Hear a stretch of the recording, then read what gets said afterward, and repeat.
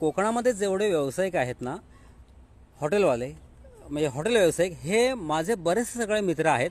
आणि माझी एक पद्धत आहे की माझ्या क्षेत्रामध्ये जे मंडळी आहेत, आणि कसं असतं जेव्हा तुम्ही बिझनेस करता ना तेव्हा सगळ्यांना बरोबर घेऊन गेलात ना की त्याचा फायदा होतो.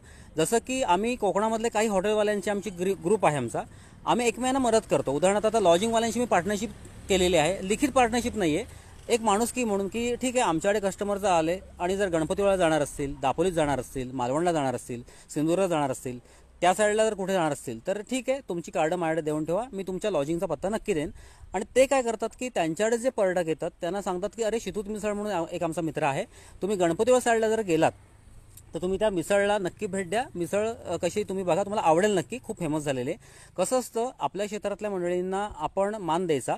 आणि कोकणामध्ये एक छान सिस्टीम आहे, म्हणजे एक मला गर्व आहे कोकणी लोकांबद्दल. जेव्हा कोकणी म्हणून लोक एकत्र येतात ना तेव्हा सगळ्यांना सगळे एकमेकांना छान मदत करतात, रिस्पेक्ट देतात. काही अपवाद सोडा 100तला एखादा अपवाद ठरू शकतो की बाबा ठीक आहे एखाद्याचं मत वेगळं आहे, पण 99% कोकणी माणसं. मी तुम्हाला परवाच्या व्हिडिओत बोललेलो की तुम्ही जर हॉटेल चालू करणार असाल नवीन तर तुम्ही जूनमध्ये चालू करा, केव्हाही चालू करा, पण जून जुलैमध्ये जर हॉटेल चालू केलं आणि कोकणी माणसाकडे जर तुम्ही मदत मागितलीत, कोकणी माणूस तुम्हाला मदत करतो म्हणजे करतो. हा मी अनुभव घेतलेला आहे, माझ्या मित्राला मी तो सल्ला दिला होता. इथेच कोकणामध्ये त्याने हॉटेल टाकलं होतं आणि सुरुवात केली होती, शुभारंभ केला होता जून महिन्यामध्ये. गंमत अशी आली की पहिल्या 3 महिन्यामध्ये त्याला रिझल्ट खूप चांगला आला आणि इफेक्ट असा एवढा चांगला पडला की त्याला कसं असतं की त्याचा एक प्रॉब्लेम असा होता की सुरुवातीला मी जर माझ्याकडे गर्दी होते आणि मे महिन्यात गर्दी झाल्यानंतर जून जुलै ऑगस्ट सप्टेंबरपर्यंत जो पाऊस असतो तर त्या दरम्यान मी भाडं कसं भरू, जवळजवळ 8-10 हजार की 12,000 भाडं होतं. मग त्याला म्हटलं एक काम कर, नाहीतरी पहिले 3 महिने गर्दी कशी होतेच ना, कोकणी लोक मदत करतात, मी पुढे पण मदत करतातच, पण नॉर्मली तुमचं उद्घाटनाला बरेचसे लोक येतातच कुठेही. त्याच्यामुळे पहिले 3 महिने जे आहेत ना ते तुझं भाडं आरामात निघेल, त्याचं भाडं पण व्यवस्थित निघालं. आणि त्याचा आयडिया म्हणजे 12 की 14 तारखेला त्याने उद्घाटन केलं होतं हॉटेलचं.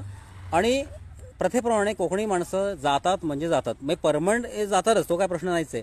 पण कसं असतं की कुठलाही ग्राहक आहे, अर्थात तो कोकणातला असतो तो बाहेरचा असू दे, जसं माझ्याकडे मिसळ खायला लोक येतात तसं रत्नातली मिसळ खायला जातात, तसं नाशिकला जातात, पुण्यात जातात, ग्राहकसारखं फिरत असतं. असं काय नाही की त्याने शितूत मिसळ आवडतं म्हणजे फक्त आयुष्यावर मरेपर्यंत शितूत मिसळच खाल्ली पाहिजे, असं काय नाही आहे.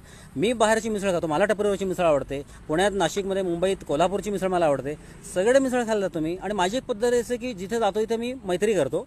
तुम्हाला सांगायचा हा उद्देश एवढाच उद्देश आहे की तुम्ही आपल्या क्षेत्रातल्या, तुमचं क्षेत्र कोणतं असेल, हॉटेल असेल, तुम्ही केक विकत असाल की तुमचं दुकान कुठलं असेल, किराणा मालाचं दुकान असेल, तुमच्या आजूबाजूच्या व्यावसायिकांशी, तुमच्या एरियातल्या व्यावसायिकांशी, आता माझी इथल्या कोकणातल्या मी जिथे राहतोय इथपासूनच्या बऱ्याचशा म्हणजे 100 हॉटेल जी जवळपासचे आहेत त्या सगळ्यांशी माझी मैत्री आहे. ते लोक माझ्याकडे मिसळ खायला येतात, आम्ही त्यांच्याकडे हॉटेलला रेस्टॉरंटला भेट देतो आणि आम्ही एकमेकांना व्यावसायिक मदत करतो. तर तुम्ही पण ते नक्की फॉलो करा.